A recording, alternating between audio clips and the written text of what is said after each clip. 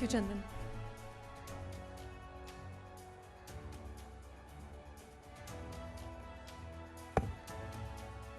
चलो स्कूल चलें, ये हमारे इस सेशन का टॉपिक है।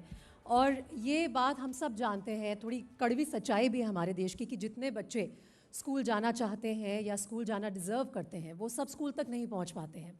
तो मेरे साथ सरोज जी हैं, चेयरपर्सन है नेशनल ओपन स्कूल की। आज उनसे ज़रा समझना चाहेंगे कि ऐसे भारत में जहाँ हमारे पास पढ़ने के लिए बहुत सारे बच्चे हैं, लेकिन कई बार उनको स्कूल तक जाना मुश्किल हो जाता है, चाहे वो आर्थिक अभाव हो, चाहे वो किसी भी तरह की मुसीबत हो, मुश्किल हो, उन बच्चों के लिए ओपन स्कूल क्या ऑल्टरनेटिव है मैम? और सबसे पहले आप ये बताइए कि ओपन स्कूल का कॉन्सेप्ट क्या है? जब 1989 में इसे सेटअप किया गया था, किस मकसद से सेटअप किया गया था, और आज आप अपने कितने गोल्स को अचीव कर पाए हैं? प्रीति जी, भारत में जो ज्ञान की परंपरा रही है उसका एक बड़ा ही समृद्ध इतिहास रहा है। और जो आजकल की जो परिस्थितियां रही हैं जिसकी आप बात करें कि ओपन क्या है, तो देश में आज़ादी के बाद का जो 70 हम और 75 वर्ष का इतिहास रहा है, बहुत सारे कमीशन उसमें आए, बहुत सारी शिक्षा के संबंध में संस्तुतियाँ रहीं। चाहे राधा कृष्णन कमीशन की मैं बात करूँ 1949 में, या 52 में जो मुदालियर कमीशन रहा, उसने जो बात की कि कैसे माध्यमिक शिक्षा हो, सेकेंडरी एंड सीनियर सेकेंडरी। उसके बाद 1986 में जो न्यू एजुकेशन पॉलिसी आई, और बड़े लंबे इंतज़ार के बाद अब हम राष्ट्रीय शिक्षा नीति की बात कर रहे हैं। ऐसे में आपका प्रश्न बड़ा ही सामयिक है, और जिस आप ओपन स्कूल की बात कर रही हैं और आपने बताया भी कि इसका मैंडेट क्या है, तो ओपन मतलब मुक्त, खुला हुआ। जब खुला की बात होती है, इजी एग्जिट और इजी एंट्री की आजकल बात हो रही है राष्ट्रीय शिक्षा नीति के परिप्रेक्ष्य में, तो जो जन्म हुआ हमारा national institute of open schooling, ये देश के जो 2 बोर्ड हैं उनमें से एक है। जो राष्ट्रीय बोर्ड एक सीबीएसई है, वो एक फिजिकल इंफ्रास्ट्रक्चर वाला बोर्ड है और उसमें कन्वेंशनल मोड में पढ़ाई होती है। हमारा जो दूसरा बोर्ड है देश का, राष्ट्रीय बोर्ड है, इसको कहते हैं national institute of open schooling. ये ओपन एंड डिस्टेंस मोड में एजुकेशन देता है। जैसे उच्च शिक्षा में इग्नू है, स्कूली शिक्षा में NIOS है। हमारा जो जन्म हुआ था वो मूलतः प्रौढ़ शिक्षा के लिए हुआ था, एडल्ट एजुकेशन के लिए, क्योंकि वो समय ऐसा था जब देश में लिटरेसी रेट बहुत ज़्यादा नहीं थी, और ये महसूस किया जा रहा था कि जो एडल्ट्स हैं, वयस्क हैं, उनकी शिक्षा की बहुत आवश्यकता है। आज जब हमारा लिटरेसी रेट काफ़ी हद तक बढ़ गया है, NAS की अचीवमेंट सर्वे भी हमारा आ चुका है, उसमें भी हमारा लिटरेसी रेट काफ़ी बढ़ा है जो पिछले प्रयास हुए हैं उसके दौर में। तो ओपन इंस्टीट्यूट में हमारा जो रीचिंग टू अनरीच्ड हमारा मैंडेट है, हम कैसे समाज के उस तबके तक पहुँचे जो आज भी शिक्षा से वंचित हैं। एडल्ट एजुकेशन इसमें एक हमारा हुआ। दूसरा, विभिन्न NGOs के द्वारा हम ओपन बेसिक एजुकेशन में कक्षा 8 तक हम देते हैं। उसके साथ साथ हम एक राष्ट्रीय बोर्ड हैं जो सेकेंडरी और सीनियर सेकेंडरी में परीक्षाएं करवाते हैं। इसमें बहुत अच्छी बात यह है कि हम साल में 2 बार बोर्ड एग्ज़ाम लेते हैं, 2 बार परीक्षाएं होती हैं। एक बहुत अच्छी बात इसमें है ऑन डिमांड एग्जामिनेशन। हम बच्चों की तैयारी के अनुसार उनकी परीक्षा लेते हैं। तो ये ओपन हुआ, मुक्त हुआ, और यही हमारा मैंडेट है कि कैसे हर लर्निंग जो है ओपन स्कूल का सबसे बड़ा बेनिफिट माना जाता है कि जैसे कि आपने बोला, जैसे ही बच्चा तैयार है, जिस स्तर के लिए तैयार है उस स्तर का एग्ज़ाम भी उसके लिए तैयार है और उस समय पर तैयार है। ये बहुत अच्छी बात है ओपन स्कूल की। लेकिन आपने ईजी लर्निंग एक फ्रेज़ यूज़ किया, मैं उसके ऊपर सवाल पूछना चाहती हूँ। बहुत से लोगों के मन में ये धारणा है कि ओपन स्कूल का मतलब है कि आसानी से नंबर आ जाएंगे। क्या ये सही धारणा है? देखिए, मैं फिर राष्ट्रीय शिक्षा नीति पे आऊँगी। ये 3 बातों पे है, एक्सेस, इक्विटी एंड क्वालिटी। और हम एक राष्ट्रीय बोर्ड हैं, अगर हम क्वालिटी को नहीं मेंटेन करेंगे तो मुझे लगता है कि हम लक्ष्य को नहीं प्राप्त कर पाएंगे। बहुत ही हमारे शिक्षाविदों का के द्वारा अच्छा तैयार किया हुआ करिकुलम है, क्योंकि हमारी किताबें ही बोलती हैं। हम डायरेक्ट क्लासरूम में बच्चों को नहीं पढ़ाते हैं। 20 दिन का पर्सनल कांटेक्ट प्रोग्राम होता है। एक बार बच्चा एडमिशन लेता है, 5 साल तक वो हमारा विद्यार्थी रहता है, अपनी सुविधानुसार पढ़ता है, एडल्ट भी पढ़ते हैं उसमें। तो हमारी किताबें बहुत अच्छी हैं, हमारी मॉनिटरिंग प्रोसेस बहुत अच्छा है, और जो हमारे टीचर्स हैं उनका जो उनको हम काउंसलर कहते हैं वो स्कूलों के ही होते हैं, और पूरी तरीके से वो भारतीय बोर्ड्स के द्वारा ही में ही हम अपने स्टडी सेंटर देते हैं तो क्वालिटी बहुत अच्छी है और इसमें बिल्कुल भी शक नहीं करना चाहिए कि हमारे यहाँ किसी हद तक कमतर है, क्योंकि जितने भी सांसद हैं, खिलाड़ी हैं, आप हमारा देखेंगे जो एलमनाई है हमारा, जो NIOS से जुड़े हुए हैं, जो फॉर्मल स्कूलिंग नहीं कर सकते हैं, या तो वो बहुत ज़्यादा टैलेंटेड हैं, वो हमारे विद्यार्थी हैं, या जो खिलाड़ी हैं वो हमसे हैं। हमारी मैरी कॉम जो हमारी सांसद हैं वो भी हमारी विद्यार्थी रही हुई हैं। तो इस तरीके के लोग भी हमारे यहाँ शिक्षा प्राप्त करते हैं जो फॉर्मल स्कूलिंग में नहीं जा सकते हैं। NIOS उनके लिए एक बहुत अच्छा विकल्प है, जो भारत सरकार का एक स्वायत्त मेरे ख्याल से इस बात पर NIOS के लिए तालियां बजानी चाहिए, क्योंकि देखिए हर बच्चे के लिए ये मुमकिन नहीं है कि वो स्कूल तक जाए, लेकिन स्कूल बच्चे तक पहुंच सकता है। और ये NIOS ने अपने एफर्ट्स के जरिए प्रूव भी किया है। कहाँ आज़ादी से पहले हमारा लिटरेसी रेट 12% से कम था, अब हम 77% को क्रॉस कर चुके हैं। आने वाले समय के लिए जब मैं आपसे चर्चा कर रही थी ऑफ स्टेज, तो आप बता रहे थे कि एक लिटरेसी टारगेट भी सेट किया गया है जो यूनेस्को का मैंडेट है, उसके बारे में आप क्या बताएंगे? देखिए, जो यूनेस्को का मिलेनियम 2030 गोल्स है, पहले मिलेनियम 2020 था और ये था कि पूरे विश्व में हम लिटरेसी रेट को बढ़ाएंगे। वो नहीं हो पाया, तो ये हुआ कि उसको हम 2030 तक पूरा कर पाएँ और विश्व के जो भी यूनेस्को में सदस्य हैं वो उसको प्राप्त करेंगे। भारत की जो राष्ट्रीय शिक्षा नीति है उसकी अपनी बहुत सारी विशेषताएं हैं, लेकिन एक उसमें खास बात है कि हम इस मैंडेट को भी पूरा करते हैं। अब जब राष्ट्रीय शिक्षा नीति की आप बात करेंगी तो 2030 तक स्कूली शिक्षा में 100% साक्षरता की बात है और उसके साथ साथ हायर एजुकेशन में 50% लिटरेसी रेट की बात की गई है, क्योंकि लर्निंग लॉस बहुत होता है। पेरेंट्स बच्चों को विभिन्न व्यवसाय में भेज देते हैं, या ऐसी परिस्थितियां होती हैं कि बच्चे हायर एजुकेशन नहीं ले पाते हैं या स्कूल में ही वो छोड़ देते हैं, तो यहाँ पे लर्निंग लॉस की समस्या आती है। जो राष्ट्रीय शिक्षा नीति है वो फिर लर्निंग लॉस की बहुत बात करती है, और ये आप जिस यूनेस्को के मिलेनियम 2030 की बात कर रही हैं उसमें शिक्षा चौथे पॉइंट में है, तो हम उसी दिशा में आगे बढ़ रहे हैं। और आप देखेंगे जो सस्टेनेबिलिटी इन एजुकेशन है, यूनेस्को का जो सस्टेनेबल डेवलपमेंट गोल है, भारत में वो सस्टेनेबिलिटी को ये राष्ट्रीय शिक्षा नीति बहुत अच्छे से डिस्क्राइब करती है। जब आप ड्राफ्ट देखेंगी तो बिल्कुल उसी पैरामीटर्स को उसी लाइन में चलता है, और हम पूरी तरीके से बीइंग एपेक्स बॉडी हम इस दिशा में इम्प्लीमेंटेशन में जुड़े हुए हैं, और हमारा पूरा लक्ष्य है इस सततता को, सस्टेनेबिलिटी को प्राप्त करने का। बहुत बढ़िया।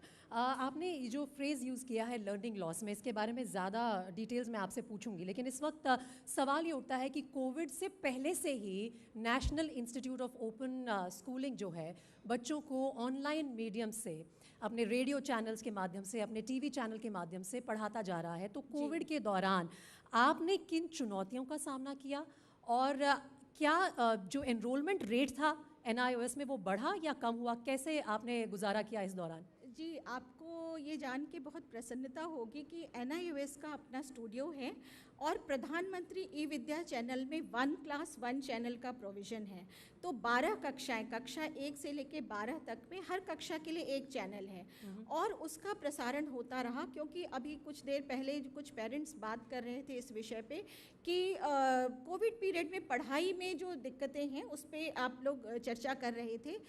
गांवों में या जहाँ पे एक बहुत बड़ा हिंदुस्तान में डिजिटल डिवाइड को हम नकार नहीं सकते, वो तो है। हम आज 5G पे काम कर रहे हैं बेशक, लेकिन कई ऐसे क्षेत्र हैं, भौगोलिक परिस्थितियां हैं जहाँ पे अभी भी इंटरनेट की समस्या है। लेकिन जो टेलीविज़न है वो बहुत आसानी से उपलब्ध है, रेडियो बहुत आसानी से उपलब्ध है। तो जो प्रधानमंत्री ई-विद्या चैनल की जो मैं बात कर रही हूँ उसमें पूरी की पूरा NCERT का कंटेंट है। उसके साथ साथ NIOS और NCERT दोनों ही मिलके इसमें कार्यक्रम करते हैं, शैक्षिक कार्यक्रम होते हैं जो हमारे करिकुलम पे आधारित हैं। तो कोविड के समय बच्चों ने न केवल NIOS के स्टूडेंट्स, पूरे भारत के विभिन्न राज्यों के जो स्टेट बोर्ड हैं, CBSE के जो बच्चे हैं, उन्होंने भी इसका बड़ा फ़ायदा उठाया। और इसके साथ साथ कम्युनिटी रेडियो, एक जो महत्वपूर्ण बात हुई, हमारे शिक्षा मंत्री ने वर्चुअल स्कूल लॉन्च किया। जो हमारे धर्मेंद्र प्रधान जी आदरणीय हैं, उन्होंने जो वर्चुअल स्कूल NIOS ने जो लॉन्च किया था उसमें ये था कि जो वर्चुअल लेबोरेटरी है ये है, और आपको आश्चर्य होगा जो ट्यूटर मार्क असाइनमेंट है, बच्चे जो अपना असाइनमेंट भी देते थे जिसके बेसिस पे हमने उनको पास किया कोविड में, करीब आज जो संख्या पहुंच गई है ऑनलाइन वर्चुअल 3 लाख बच्चों ने ऑनलाइन सबमिशन किया ट्यूटर मार्क असाइनमेंट का। और इसी के साथ साथ जैसे मैं रेडियो की बात कर रही थी, वर्चुअल स्कूल की बात कर रही थी, एक बड़ा ही अच्छा दीक्षा पोर्टल है शिक्षा मंत्रालय का। तो दीक्षा पोर्टल पे ये पूरा का पूरा कंटेंट ऑडियो विजुअल माध्यम में उपलब्ध है। बच्चे ऐसे में अपने डाउट्स कैसे क्लियर कर पाते हैं? यही सवाल हम ऑनलाइन लर्निंग में भी पूछते हैं कि जो कंप्यूटर की स्क्रीन पर, टीवी की स्क्रीन पर, रेडियो के उस पार ट्यूटर बैठा है, वो समझाया जा रहा है, लेकिन वो मोनोलॉग है। बच्चे के मन में जो सवाल आते हैं इस दौरान, वो कैसे क्लियर होते हैं? एक तो देखिए, वर्चुअल स्कूल की जो मैं बात कर रही थी उसमें हमारे काउंसलर थे। बच्चा अपना प्रश्न कर सकता था और उसके जवाब उसी वक्त उनको मिल जाते थे। एक जो बहुत महत्वपूर्ण कदम हुआ शिक्षा मंत्रालय का, वो था मनोदर्पण। मनोदर्पण में एक टीम थी काउंसलर की, क्योंकि जो बड़ा ही झंझावातों से भरा हुआ समय था, पेरेंट्स परेशान थे, सभी के लिए नई स्थिति थी, बच्चे परेशान थे, घर में बंद रहना, और ऐसे में बच्चे के मनोविज्ञान को समझ के उसकी काउंसलिंग करना, चाहे शिक्षा से जुड़ी हुई हो या वो अब अंदर की झंझावातों से जूझ रहा है, ऐसे समय में मनोदर्पण ने बड़ा अच्छा काम किया। और जो हमारे काउंसलर थे वो पूरी तरीके से सक्षम रहे। कभी भी वो फ़ोन से कांटेक्ट कर सकते थे, ऑनलाइन कांटेक्ट कर सकते थे, प्रश्न पूछ सकते थे। तो ये सारे प्रयास हमारे रहे, वर्चुअल लेबोरेटरी हमारी रही। तो ये सब जो इनोवेशन थे, आवश्यकता आविष्कार की जननी है। तो चाहे वर्चुअल स्कूल रहा हो, हमारा दीक्षा पोर्टल रहा हो, प्रधानमंत्री ई विद्या चैनल हो, कम्युनिटी रेडियो रहा हो, इन सब ने बड़े ही अच्छे से अपने कर्तव्यों को निभाया। लोगों ने, शिक्षक जागरूक हुए। किसी को मालूम नहीं था कि जूम क्या है, गूगल मीट क्या है, मगर आज हम सब टेक्नो सेवी हैं। शिक्षकों के लिए ओपन एजुकेशन रिसोर्सेज वो एनसीटी ने तैयार किया। मैं भी उस कमेटी में थी, I was sharing that committee. तो हमने ओपन एजुकेशन रिसोर्सेज शिक्षकों के लिए भी तैयार किया। उसके साथ साथ विभिन्न जो एपिक्स बॉडी हैं, एनसीईआरटी है, इन लोगों ने, एनआईओएस, सब ने मिल के, सीबीएसई, सब ने मिल के शिक्षकों की ऐसी टीम तैयार की जो इन सारे चीज़ों में सक्षम रहे और विद्यार्थियों से कनेक्ट भी रहा। सरोज जी, एक बात सच सच बताइएगा। हमने क्योंकि एनआईओएस के बहुत सारे फ़ायदों के बारे में बात की, लेकिन क्या अभी भी ये सच नहीं है कि ओपन स्कूल जो है वो एक ऑल्टरनेटिव है? आपने कहा कि बहुत सारे ऐसे हमारे टैलेंटेड खिलाड़ी हैं, कई सारे फिल्म स्टार्स भी होंगे शायद, जो स्कूल में नहीं जा पाए, तो उन्होंने अपनी शिक्षा ओपन स्कूल के ज़रिए पूरी की, अपनी डिग्रियां हासिल की। तो क्या अभी भी ओपन स्कूल स्ट्रगल कर रहा है कि वो सिर्फ एक ऑल्टरनेटिव के तौर में देखा जाता है, लेकिन पहली पसंद नहीं है भारत के बच्चों की? क्या ये सच है? देखिए, अगर आप कहेंगी कि सच या ब्लैक एंड वाइट में आप करेंगी, तो मैं कहूँगी कुछ के लिए ये वरदान है। टेकन फॉर द ग्रांटेड लेने वाले बहुत होते हैं, लेकिन यहाँ पर अगर हम जब बात करेंगे कि open and distant mode, it has become a grassroot reality. अब पूरी दुनिया ऑनलाइन मोड में आ रही है। पूरे का पूरा कॉरपोरेट वर्क, आप उनसे बात करिए, वो ऑफिस से ज़्यादा घर में काम करना पसंद करते हैं। अब जब राष्ट्रीय शिक्षा नीति फ्लेक्सिबिलिटी की बात करती है, आप इजी एग्जिट और इजी एंट्री की बात करते हैं, क्रेडिट बैंक की बात करते हैं, ऑन डिमांड एग्जामिनेशन की बात करते हैं, वहाँ पे ओपन स्कूल एक सशक्त जवाब है। और पूरी दुनिया, ये एक सच्चाई है, हमें इसको स्वीकार कर लेना चाहिए कि पूरी दुनिया अब ऑनलाइन मोड की तरफ जा रही है। जब मैं वर्चुअल स्कूल की बात करती हूँ या शिक्षा मंत्रालय वर्चुअल यूनिवर्सिटी की बात कर रहा है, इसका मतलब कि निश्चित रूप से इस बात में ओपन स्कूल में दम है और अपने बात को वो सक्षम रहा है रखने में। और we are world's largest open schooling system. 25 lakh हमारे विद्यार्थी लगभग हैं और दुनिया में शायद ये एक रिकॉर्ड है कि इतनी बड़ी संख्या में भारत का एक संस्थान, शिक्षा मंत्रालय का, ओपन स्कूलिंग को एक क्वालिटी के साथ प्रस्तुत कर रहा है। हाँ, इसमें जो आप कह रही हैं कि ये क्या ये अल्टरनेटिव है, तो देखिए, आमतौर पे ये जो हमारी धारणा है कि हम स्कूल मतलब फॉर्मल स्कूल के बारे में कल्पना करते हैं। हाँ। 4 दीवारी है, उसमें एक शिक्षक है और एक सामने बच्चे बैठे हैं। लेकिन आज आप जितने भी, चाहे विश्वविद्यालयों में जाइए या स्कूलों में जाइए, ब्लेंडेड लर्निंग एक रियलिटी बन चुकी है, जहाँ पे टीचर वीडियो के माध्यम से, स्मार्ट क्लासरूम, स्मार्ट बोर्ड की बात जहाँ पे हो रही है, वहाँ पे जब ब्लेंडेड लर्निंग नॉर्मल स्कूलिंग में भी आ रहा है, तो मुझे लगता है ओपन स्कूलिंग तो इन सारी चीज़ों को मिला के बहुत अच्छा सशक्त जवाब है। और मुझे लगता है हमें एक डिमार्केशन नहीं करना चाहिए, दोनों ही धाराओं को स्वतंत्र रूप से चलने दीजिए। जब मैं बात करती हूँ कि 2 नेशनल बोर्ड हैं, एक सीबीएसई और एक एनआईओएस है, दोनों की अपनी विशेषता है और जिसको जो अच्छा लगे वो चुने। आपने बहुत इम्प्रेसिव तरीके से ये बात रखी सबके सामने। और एक और चीज़ जो NIOS की खासियत है और जिसकी मैं खुद तारीफ़ करना चाहूँगी, उस बात का जिक्र आपने शुरुआत में भी किया था कि जब बच्चा तैयार हो, जिस क्लास लेवल के लिए तैयार हो, NIOS उसको उस लेवल का एग्ज़ाम देने को तैयार है। और इसीलिए NIOS को क्रेडिट जाता है कि वो इंक्लूजन भी पॉसिबल करता है। हमारे देश में बहुत सारे डिसेबल्ड बच्चे हैं, स्पेशल लर्निंग वाले बच्चे हैं, जिनको ज़रूरी नहीं है कि उनकी एज के हिसाब से एग्ज़ाम में बैठा जाए, पॉसिबल हो। तो इंक्लूसिव एजुकेशन में NIOS का क्या योगदान रहा है और किस स्तर पर आपको लोग देखते हैं कि अपने बच्चों को भेजते हैं ताकि यहाँ से पेपर देके बच्चे के पास उतनी ही वैलिड डिग्री आ जाती है आगे जाके जॉब्स के लिए अप्लाई करने के लिए? प्रीति जी, मैं आपकी बधाई लेना चाहूँगी। NIOS जो और शिक्षा मंत्रालय दोनों को ही पिछले साल यूनेस्को ने किंग सेजोंग अवार्ड दिया, और वो भी इसलिए दिया कि हमने साइन लैंग्वेज को एक भाषा के रूप में मान्यता दी। ये एक भारत में बड़ी महत्वपूर्ण पहल थी कि हिंदी अंग्रेज़ी की तरह हमने साइन लैंग्वेज को एक कोर्स कोड दिया और बच्चा भाषा के रूप में साइन लैंग्वेज को पढ़ सकता है। इंक्लूजन राष्ट्रीय शिक्षा नीति का एक महत्वपूर्ण आधार है, और हम इसमें इंक्लूजन में देखिए वंचित वर्ग तो आते ही हैं, लेकिन जिस स्पेशल एजुकेशन की भी अगर आप बात करें, आज ऑटिज़म एक समस्या है, लर्निंग लॉस है, डिसेबिलिटी है, विभिन्न तरह के हियरिंग इम्पेयरमेंट है, विजुअल इम्पेयरमेंट है, इसमें NIOS और साथ साथ शिक्षा मंत्रालय बहुत काम कर रहा है। हमने इस पे बहुत सारे मॉड्यूल्स तैयार करे हैं, और आप जब प्रधानमंत्री ई-विद्या चैनल देखेंगे तो रोज़ 1 घंटे का कार्यक्रम साइन लैंग्वेज में होता है। जो अच्छे से जो सुन नहीं सकते हैं उनके लिए साइन लैंग्वेज में हमारा कोर्स कंटेंट है। ऑडियो वीडियो हमारे इस तरीके के जो डिसेबल बच्चे हैं उनके लिए है। पूरा का पूरा कोर्स कंटेंट इस तरीके से हमारे टेलीविज़न चैनल पे, दीक्षा पोर्टल पे मौजूद है। तो इंक्लूजन की जो मुख्य चीज़ है कि बच्चा इंक्लूसिव समावेशी माहौल में पढ़े, उसके अंदर इन्फीरियरिटी कॉम्प्लेक्स ना आए, और इंक्लूजन के लिए विशेष प्रोविज़न है हमारे यहाँ। जैसे परीक्षा में भी हम स्क्राइब की व्यवस्था करते हैं। आपने कोविड की बात करी, उस समय हमने पेरेंट्स को भी अलाउ किया कि वो स्क्राइब का काम कर सकते हैं, जो बच्चे देख नहीं सकते हैं उनके लिए ब्रेल में हमारे यहाँ बहुत अच्छा कंटेंट उपलब्ध है। तो स्पेशल एजुकेशन इंक्लूजन का एक पार्ट है।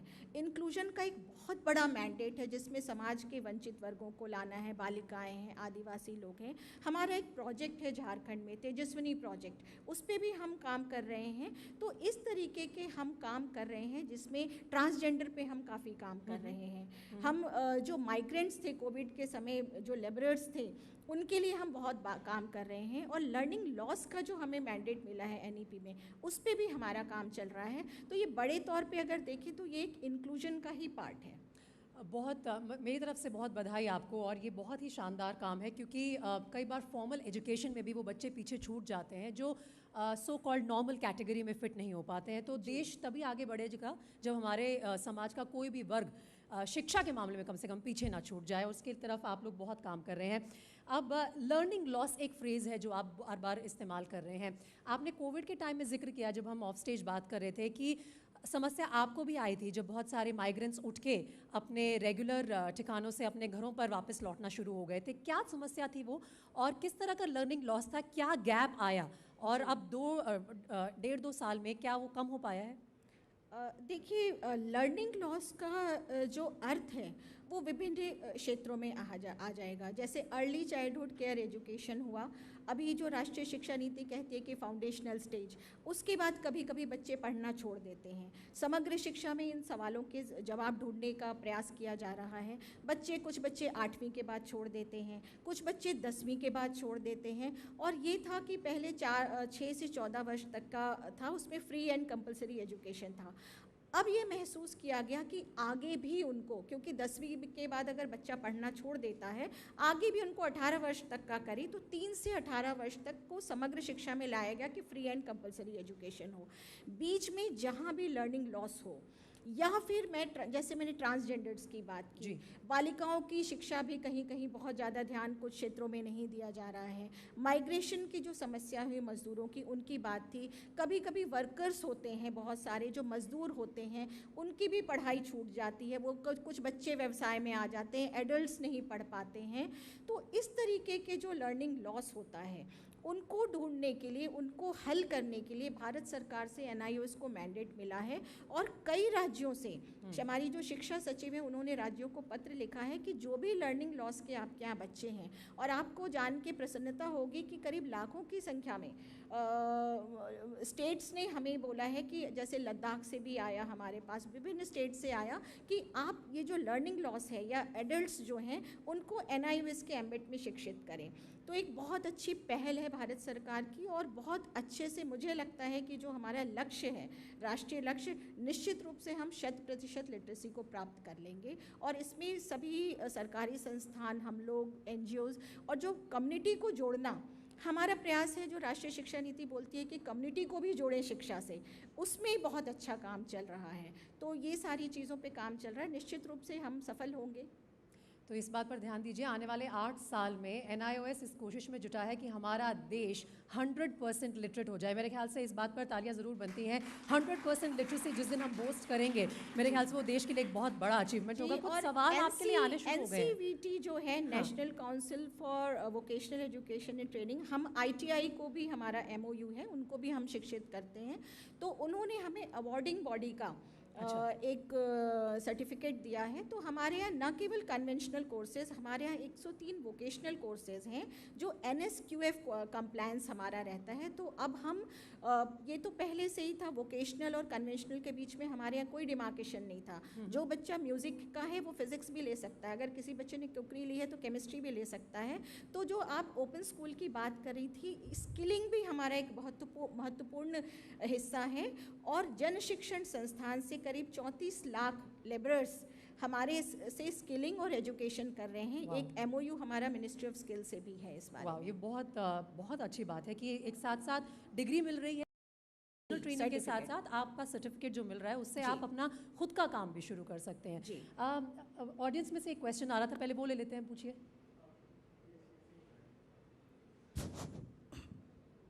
मैम, जो है जैसे स्कूल्स की एजुकेशन के ऊपर बात हो रही है और बहुत बार जो है इस प्रकार की डिबेट्स रहती है, लेकिन ग्राउंड रियलिटी ये है कि बहुत सारे स्टूडेंट्स स्कूल में नहीं जाना चाहते, डमी स्कूल में एडमिशन करवाते हैं और उनको भारी फीस भी पे करनी पड़ती है।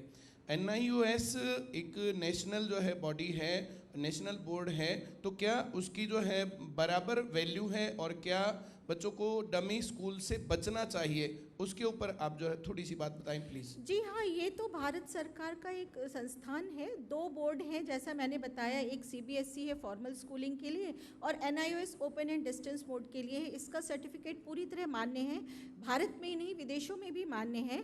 और जिस डमी स्कूल की आप बात कर रहे हैं, मुझे बहुत जानकारी इसके बारे में नहीं है कि आप क्या कहना चाहते हैं, लेकिन मुझे ऐसा लगता है कि NIOS में अगर जो लर्निंग लॉस पे आपका इशारा है कि वो जो नहीं पढ़ रहे हैं उनको लोग बरगला रहे हैं, देखिए हमारी फ़ीस सिर्फ 1800 रुपये है और बच्चे का जो एडमिशन है वो 5 साल के लिए वैलिड है। 5 साल में बच्चा अपनी सुविधानुसार कभी भी परीक्षा दे सकता है। एक विषय में उसकी तैयारी है तो एक विषय की परीक्षा ले, और सर्टिफिकेट पूरी तरीके से मान्य है। भारत सरकार का संस्थान है, ये भारत सरकार का ऑर्गेनाइजेशन है। IIT की तैयारी करते हैं या जो है जैसे नीट की तैयारी करते हैं, उसमें जो है मैं बात कर रहा था, जैसे 11th-12th में अधिकतर बच्चे जो उस लेवल की तैयारी करते हैं तो वो स्कूलों पर डिपेंड नहीं रहते हैं, कोचिंग सेंटर्स पर डिपेंड रहते हैं। आप कोटा का नाम सुनते हैं, पटना का नाम सुनते हैं, अभी जो अलग अलग जो है बहुत सारे लोग जो इस प्रकार से काम कर रहे हैं। मैं इशारा उस तरफ कर रहा था कि बहुत बच्चों को जो है अपने आप को जो है स्टूडेंट दिखाने के लिए डमी स्कूल्स पर डिपेंड करना पड़ता है और उनको बहुत ज़्यादा पैसा भी खर्च करना पड़ता है, 50,000 से 1 लाख रुपए के बीच में जो ये रहता है। आपने एक बहुत सामयिक प्रश्न उठाया। मुझे लगता है कि लोगों को ये गलतफहमी निकाल देनी चाहिए और सिर्फ एक जगह नाम लिखवा लें और विद्यालयों में नहीं जाए। कोचिंग की जो समस्या है उसका हल तो फोकस ग्रुप में बहुत काम हो रहा है, निश्चित रूप से इतना बढ़िया करिकुलम बन रहा, वो तो हो जाएगा। लेकिन आप जहां इशारा कर रहे हैं, मैं बिल्कुल उसके तहत तक जाना चाहूँगी कि इतने कम फीस में अगर बच्चा NIOS में एडमिशन लेता है, अपनी सुविधानुसार परीक्षा देता है, तो इससे बढ़ के कोई विकल्प नहीं हो सकता है। और ये पेरेंट्स में जागरूकता होनी चाहिए। और आप जैसे जो मीडिया संस्थान है, अगर इस तरीके का कॉन्क्लेव करते हैं, मुझे लगता है मीडिया का एजुकेशन के क्षेत्र में भी जिस तरीके से आपकी पहुँच है, इस चीज़ों को निश्चित रूप से आप जनमानस तक पहुंचाइए, जहां पेरेंट्स को, लोगों को पता चले कि एक राष्ट्रीय बोर्ड है जो इस तरीके की समस्याओं को हल करता है। इतने कम पैसे में बच्चे परीक्षा देते हैं और instead of going to dummy school they should avail a valid certificate from a national board. बिल्कुल सरोज जी, जहाँ आप अपनी जिम्मेदारी निभा रही हैं, हम भी अपनी जिम्मेदारी निभा रहे हैं इस तरह के सम्मेलन से। और अगर किसी और का भी सवाल हो तो आप पूछ सकते हैं, मेरे पास थोड़ा टाइम बाकी है। माइक पास ऑन कर सकते हैं, पीछे से कुछ सवाल आ रहे हैं।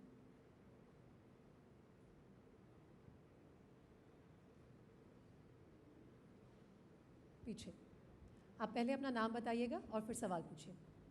मेरा नाम हुदा शेख है और मेरा सवाल ये है कि कुछ बच्चे फ़ोन या लैपटॉप अफोर्ड नहीं कर पाते हैं, तो वो अपनी पढ़ाई कैसे पूरी तरह से कंप्लीट करेंगे? जी, मैंने थोड़ी देर पहले आपको बताया था प्रधानमंत्री ई-विद्या चैनल के बारे में। प्रधानमंत्री ई-विद्या चैनल जो है, टेलीविज़न तो हर घर में होता है, ग्रामीण क्षेत्रों में भी होता है, आदिवासी क्षेत्रों में है, पहाड़ी जगह पे है।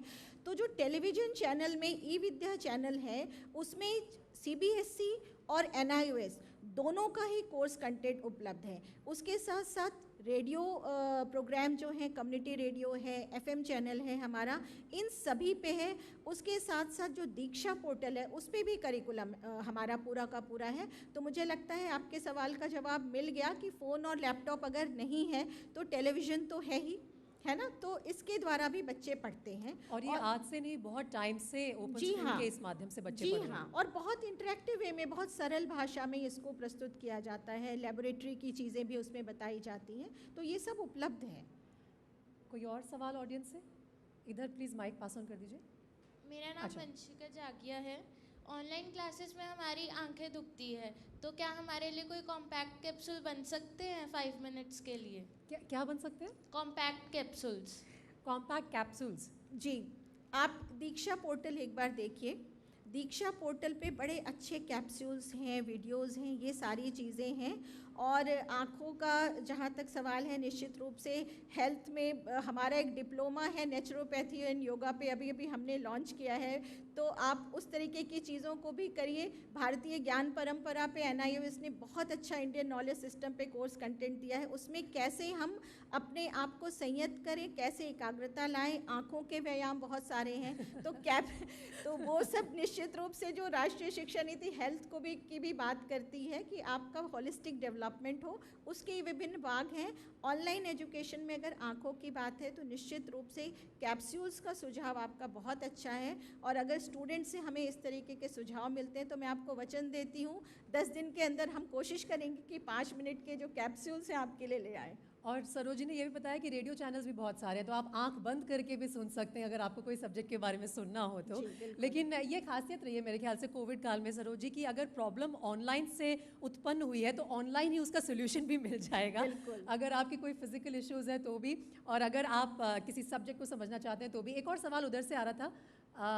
हाँ प्लीज़ वहाँ माइक पास ऑन कर दीजिए। I am happy so many students are coming up. Good afternoon ma'am, मेरा नाम गेटी भाव्य है। सर मैम, तो मेरा क्वेश्चन ये था कि ऑनलाइन क्लासेस में अक्सर ना कम्युनिकेशन गैप हो जाता है। मतलब हम कुछ डाउट्स होते हैं तो हम उतने अच्छे से क्लियरली पूछ नहीं पाते, क्योंकि एक टाइम पीरियड स्पेसिफिक होता है, बहुत सारे बच्चे होते हैं, सारे डाउट्स क्लियर करने में कहीं ना कहीं किसी बच्चों को उसका डाउट क्लियर नहीं हो पाता है, उनका डाउट क्लियर नहीं हो पाता है। तो देखिए, भारत सरकार का एक स्वयं पोर्टल है, स्वयं में मैसिव ऑनलाइन ओपन कोर्सेज हैं जिसको मूक्स कहते हैं। उसमें है कि अगर आपका कोई डाउट है तो आप वहाँ पे लिखिए और आपका तुरंत उत्तर मिल जाते हैं। मैंने जिस वर्चुअल ओपन स्कूल की बात की, NIOS ने वर्चुअल स्कूल लॉन्च किया है अपना, उसमें इस तरीके का प्रोविज़न है कि बच्चों को अगर कोई डाउट है तो वो उस समय उनको लिखें, और जैसे आप जूम और गूगल मीट में देखते होंगे टीचर को आपने क्वेश्चन किया, उसी तरीके से प्रोविज़न उसमें है। और वर्चुअल ओपन स्कूल की खास बात है, जैसे जूम और गूगल की तो एक कैपेसिटी होती है कि 40 का या 100 का हुआ, मगर इसमें ऐसे सॉफ्टवेयर हैं वो एक साथ लाखों की संख्या में स्टूडेंट से जुड़ते हैं। तो आपका जो प्रश्न है कि हम डाउट कैसे पूछें, तो निश्चित रूप से ऐसे प्रोविज़न हैं, अभी ऐसी तकनीक आ गई है जिसमें इस तरीके के प्रश्न पूछे जाते हैं। वो तो ठीक है, बट स्पेशली मैथ्स हो या फिज़िक्स, केमिस्ट्री, इन सब में कई बार हम डाउट्स पूछ लेते हैं, उसके बावजूद क्वेश्चन सॉल्व नहीं हो पाते हैं प्रॉपर्ली। तो इसका मतलब अगर डाउट सॉल्व कर लिया गया, मान लिया जाए कि मैसेजेस पे हो गया, उसके बाद भी हम डाउट्स पूछ सकते हैं, तो बिल्कुल इसमें प्रोविज़न होता है। आप अपने प्रश्न को उसमें भेजिए, और वहाँ से जो काउंसलर्स हैं और जो टीचर्स हैं, क्योंकि वो रेगुलर स्कूल के ही टीचर्स काउंसलर्स होते हैं, वो आपके सवालों का जवाब वहाँ पे लिख के देते हैं। और हमारा जो एक्सपेरिमेंट रहा इस चीज़ में वर्चुअल ओपन स्कूल का, ये बड़ा ही सफल रहा। इसमें स्टूडेंट्स बहुत सेटिस्फाइड थे क्योंकि इमीडिएटली उनके प्रश्नों के जवाब मिले। तो आप एक बार लॉग इन करके देख सकती हैं वर्चुअल ओपन स्कूल को, और उसी तरीके से आप मूक्स को भी एक बार ट्राई ज़रूर करिए, जो UGC की तरफ से है। स्वयं जो मिनिस्ट्री ऑफ एजुकेशन का पोर्टल है, उसमें भी आप कोई अगर आप कोर्स में आप लॉग इन करती हैं, उसमें कोर्स से रिलेटेड कोई डाउट है आप डालिए, उसमें लिखिए, आपको तुरंत उत्तर मिलता है। तो इस तरीके का प्रोविज़न है। Thank you ma'am. बहुत सारे क्वेश्चंस आ रहे हैं, और बहुत अच्छी बात है कि आप लोग इतने गौर लगाकर सुन रहे हैं। वो पीछे सवाल दे दीजिए प्लीज़। हाँ, माइक पास ऑन कर दीजिए। आपके पीछे प्लीज़, पहले मैंने उनको स्पॉट किया था, फिर आपका सवाल ले लूँगी। हाँ जी, अपना नाम बताइए और question. My name is Varalika Rawat, और मेरा सवाल ये है कि CBSE, ICSE और UGC की जो साइट आपने बताई है, क्या इन तीनों में डिफरेंस क्या है? कि मैंने ICSE का साइट नहीं बताया है, इट्स मैंने अ प्राइवेट बोर्ड। मैंने UGC की जो आपने साइट्स बताई हैं, गवर्नमेंट साइट्स, तो इन तीनों में डिफरेंस क्या है कि अगर वो कॉम्पिटिटिव एग्ज़ाम्स लेना चाहें बच्चे, तो हमें एक्स्ट्रा कोचिंग ना लेनी पड़े? तो क्या आपकी गवर्नमेंट साइट ऐसी एजुकेशन प्रोवाइड करती है कि अगर बच्चे नीट या JEE के पेपर देना चाहे तो उन्हें अलग से कोचिंग सेंटर्स ना जाना पड़े? क्योंकि हमारा देश, जैसे आप जानते हैं कि हर कोई ये सब फैसिलिटीज़ नहीं ले सकता है, तो क्या ये हेल्पफुल रहेगा उन लोगों के लिए? देखिए, आप जिस कोचिंग की बात कर रही हैं, ऐसा कोई फॉर्मल स्ट्रक्चर नहीं है जहाँ पे कोचिंग की जाती है। इनफैक्ट जो हम एजुकेशनिस्ट हम चाहते हैं कि हम ऐसा एजुकेशन दें जिसमें अलग से कोचिंग की ज़रूरत ना पड़े, क्योंकि जिस तरीके से कोचिंग इंस्टीट्यूट देश में फल फूल रहे थे, तो हम करिकुलम में ही कोशिश कर रहे हैं कि नेशनल फोकस ग्रुप बन चुका है, NIOS और NCERT मिलके इसको देख रहे हैं कि कैसे CBSE और NIOS इसमें जिस तरीके के बोर्ड हैं और स्टेट बोर्ड्स जो SCERT हैं, उनसे भी राय मांगी गई है, कितना सरल पाठ्यक्रम हो, कितना इंटरेक्टिव हो, कितनी क्रिटिकल थिंकिंग हो। क्योंकि मैं आपसे पूरी तरीके से सहमत हूँ कि बच्चा 12th का एग्ज़ाम देता है, 12th में नहीं जाता है और 11th से ही उसका उस स्टैंडर्ड की चाहे IIT या नीट के लिए तैयारी करने लगता है। तो हमारी किताबों का करिकुलम ऐसा हो जो क्रिटिकल थिंकिंग को डेवलप करे और बच्चों को कोचिंग इंस्टीट्यूट्स पे ही डिपेंडेंट ना रहना पड़े। तो इसमें प्रयास चल रहा है और भविष्य, अब देखिए 2-4 महीने में ही हमारा जो करिकुलम फ्रेमवर्क है वो बिल्कुल आ जाएगा नया, और इसमें सारी ही समस्याओं का समाधान करने की कोशिश पूरी ईमानदारी से की गई है। Thank you so much Sarojini. अब मुझे पता है सवाल बहुत सारे हैं, लेकिन मेरे पास टाइम नहीं है। आप अलग से मैम से टाइम ले लीजिएगा ऑफ स्टेज, और प्लीज़ अपने डाउट सारे क्लियर कर लीजिएगा। लेकिन जितना एंगेजिंग ये सेशन हुआ, thank you so much Sarojini इसके लिए। एंड मैं उम्मीद करती हूँ कि नेशनल ओपन स्कूल ऐसे ही देश के लिटरेसी रेट में कॉन्ट्रीब्यूट करते रहे। Thank you.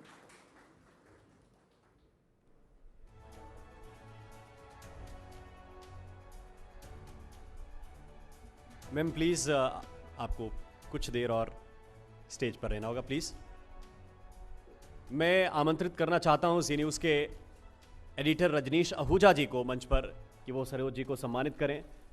प्रश्नोत्तर का एक लंबा सिलसिला चला है और उसमें जो महत्वपूर्ण चीज़ें निकल कर आई हैं वो ओपन स्कूलिंग को समझने के लिए, समझ को बढ़ाने के लिए बहुत ही महत्वपूर्ण थी। बहुत बहुत धन्यवाद। बहुत बहुत शुक्रिया सरोज शर्मा जी अपना कीमती वक्त जी न्यूज़ को देने के लिए। और इस सत्र में